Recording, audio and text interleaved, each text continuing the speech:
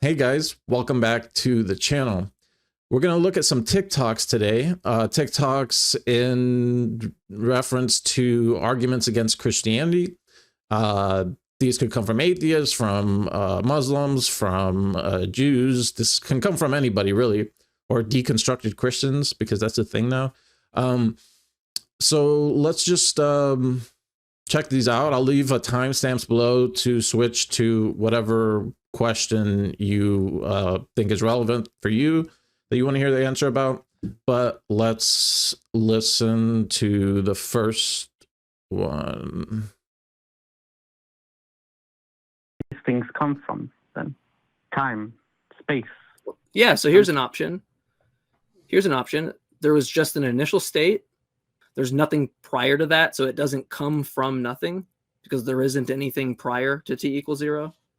So it doesn't come from anything like a God, and it doesn't come from nothing.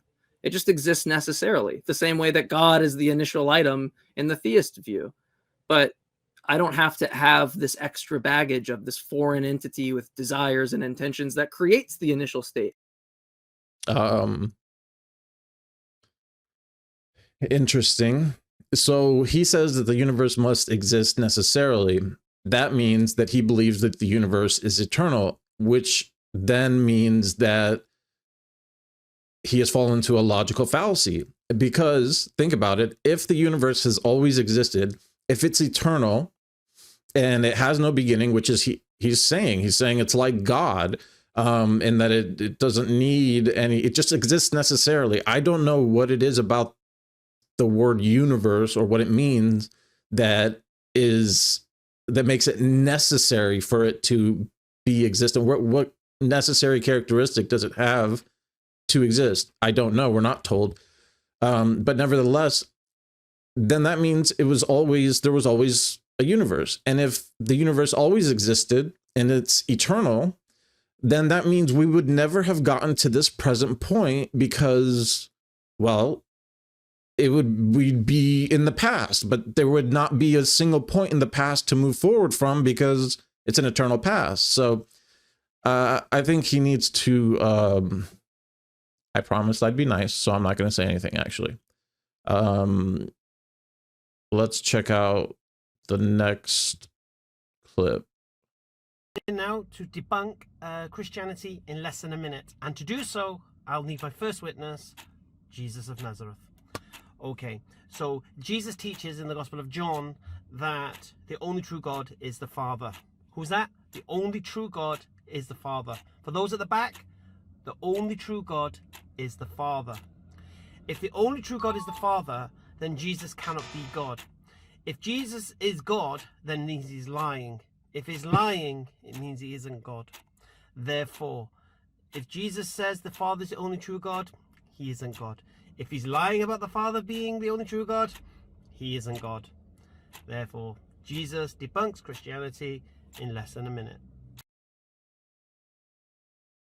He is taking from John 17:3, where Jesus calls the Father the only true God, which, what else would Jesus call the Father? Would he call him one of many gods? Would he call the Father the fake God? Would he be an atheist? How else is he supposed to address the Father as the incarnate Son? Anyways, 2 verses later, Jesus says that to glorify me with the glory that I had with you before the world was. Jesus makes reference to his eternal nature, and he doesn't believe that. Muslims don't believe in anything else in John 17:3, what Jesus praised, the glory that he had with Jesus, what he gives to us, calling us, being able to call God Father, all these things they do not believe. They believe it's corrupted. So I don't know why he takes an argument from John 17:3, just one verse and half a verse at that, and try to make this argument. Clearly Jesus is taught as deity in the New Testament, and he just he can't accept that, and he can't because he has a Quran, and the Quran says that he can't, and so therefore he must believe that Jesus is human, no matter how absurd of an argument he has to make to get there. We don't believe in 3 gods, we don't believe in 2 gods, we don't believe in any other than one God, one being of God, 3 persons, the Father, the Son, the Spirit, and the Father calls the Son God. How about that? Hebrews chapter 1 that God says of the Son, your throne, O God, is forever and ever. And the scepter of righteousness is the scepter of your kingdom. You have loved righteousness and hated lawlessness. He goes on to say to the Son, he calls the Son Lord now. He says, you, O Lord, laid the foundations of the earth in the beginning, and the heavens are the work of your hands. They will perish, but you remain like a robe. You will roll them up like a garment. They will be changed, but you are the same, and your years will never come to an end. Tell me how he believes that. So if Jesus calling the Father God makes him not God in his nature, then what is it when the Father calls the Son God? What is that? And what is it when the Father says that the Son created the universe? What about that? Argument Says if God redeems everyone at the end, then that just proves he is an unjust God, and we know Jesus is not unjust. Only way God can be just is to judge based on sins accordingly. So let's see what he has to say. argument that God can't redeem everyone because that would make God unjust doesn't actually make any sense, and it reveals that you're using a human frame of justice rather than a divine or biblical frame of justice. The biblical frame of justice is not retributive. Retributive justice is an eye for an eye. If you do something wrong, then you should have a punishment equal to the thing that you did wrong. Even if that was a biblical concept, a finite sin on this finite existence, on this finite earth, does not equal eternal conscious torment and separation from God. I don't know if I'm the only one that sees the irony in what's his name? Brandon Robertson talking about a biblical view of something. The question to this guy was simple, that if someone sins, it's not unjust for God to enter into judgment with them, because how else would God judge the world? It's a common, the most basic text principle of the Bible, right? God is righteous, he is judge. But he's saying that Jesus said, he's saying that's a human framework. Jesus had a divine framework, and it wasn't retributive justice, which God's isn't retributive. It is equal and punishment concerning one's sin offending an eternal God. And he says an eye for an eye and a tooth for a tooth. I don't know why everybody keeps getting this wrong.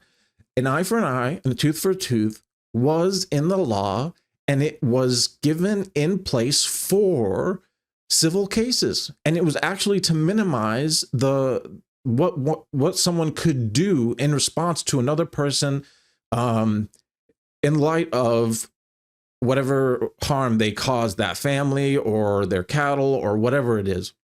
It was never a personal response thing. That's why he talks about slapping on the left cheek. Don't, turn him the other cheek. Don't slap him back. So these are for civil cases, and it stands, and it's true, and that has nothing to do with God's judgment. It would be, for example, if you had injured somebody's oxen, and the oxen could no longer be used for labor. Well, an eye for an eye, tooth for a tooth. That guy who had his oxen hurt cannot go and kill the other guy, because it must be equal justice, the same justice. And it was for civil cases. So Everyone, when they are confronted with the white-hot love of God, with the grace of God, and they recognize their sinfulness, no one will be able to stand against that and say, I don't want that love. Because the deepest human longing created by God is for love, is for union, is for God, God's self.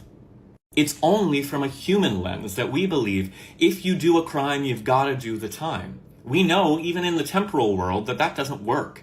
The U.S. justice system is broken. You lock people up for crimes, and when you let them out, they're likely to reoffend and end up back in jail.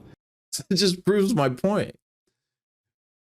You let someone out for a crime, they come out and they're going to do the same crime again. Someone is a sinner, rejects God. God lets them back into the world. Let's say takes them out of hell, lets them back into the world. Why do they stop sinning? They will continue to sin. And in hell, there is no one stops sinning when in hell. But nevertheless, I digress. I don't know what he believes Jesus' sacrifice is about. Because didn't Jesus die for our sins? He believes that to some degree, I think. But think about the justice system for a second. It's broken. Well, hold on. Even in our own justice system, we have people that have been sentenced to like 20 life sentences beyond what they could possibly live. But we say this is justice based on what he did. He should serve this amount of time. But we can't resuscitate him for the 200 years for him to fill out his pay his time. But that's just the thing. You offend an infinite God, and so you suffer for that sin against an infinite God for eternity. And just like in our justice system, we hand out sentences that we know a person can't live through.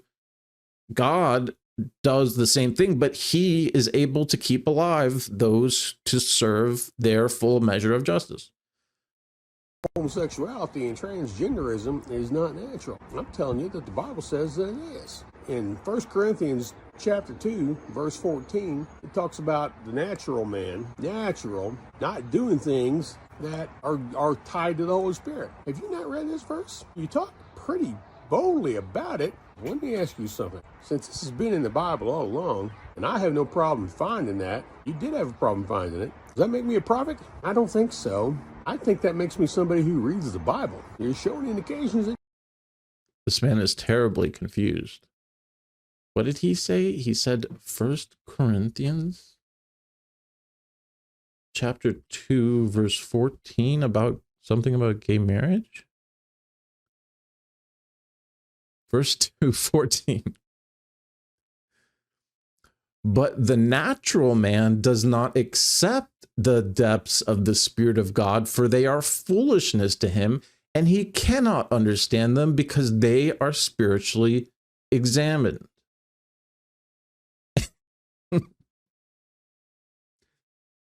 He took natural man from 1 Corinthians 2:14, and that being about the fleshly man, the worldly man, the man who is not believing in the gospel, and that he cannot understand the things of the Spirit of God because they're spiritually discerned. And somehow that means that it is natural to be gay? I have to be missing something. That can't be his argument. Assuming what he said is true, that he reads the Bible.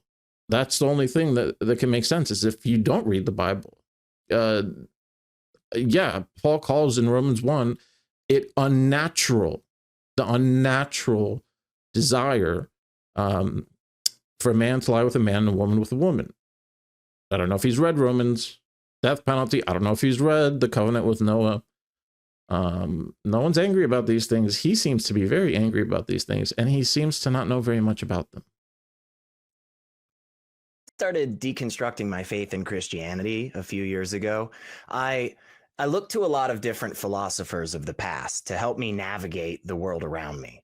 A lot of them really had stuff that resonated with me, and I found myself enjoying going down these different nuanced paths that would take like 14 pages of explanation to define a single sentence. It really helped me see things differently about Christianity, and it helped me recognize some of the problems with religion as a whole. I never got a PhD in philosophy, but Dr. Alex Malpass did. And he has this really cool argument against Christianity, and I like it a lot. Premise 1 goes, if Christianity is true, then a perfect being exists. Premise 2, if a perfect being exists, then Christianity is false. Therefore, Christianity is false.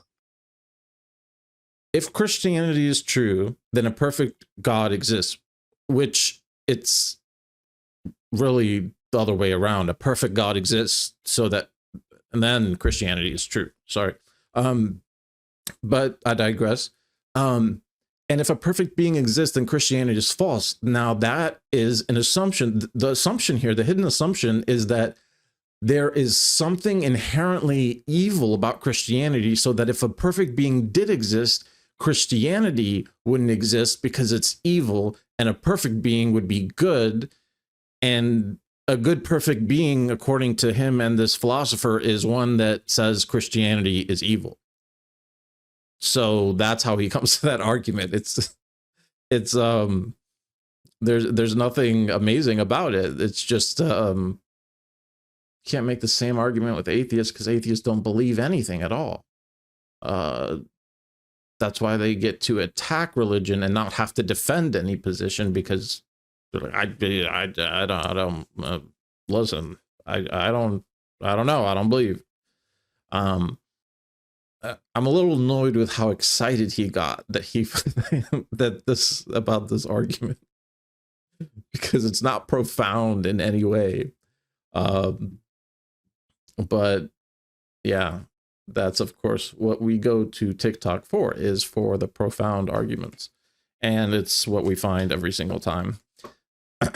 Let me know what you thought the worst argument was. I think that's a hard question to answer, because I'm not even sure. I have to edit this video and look at and see which one was the most absurd. Is the universe eternal? Jesus is not God. Christianity is false, because if Christianity is true, then perfect being, Christianity is false. What else? I have, the natural man. It might be the funniest one is the natural man. That's for sure. The one with the natural man and homosexuality. It's talking. Never mind. I digress. If you've stuck around through all of this, then I invite you to subscribe. And I upload daily, and that includes shorts and videos, or shorts or videos. So check out some of the shorts if you haven't. Check out some of the other videos. I do Bible studies as well. But thank you all for joining me today. Bye.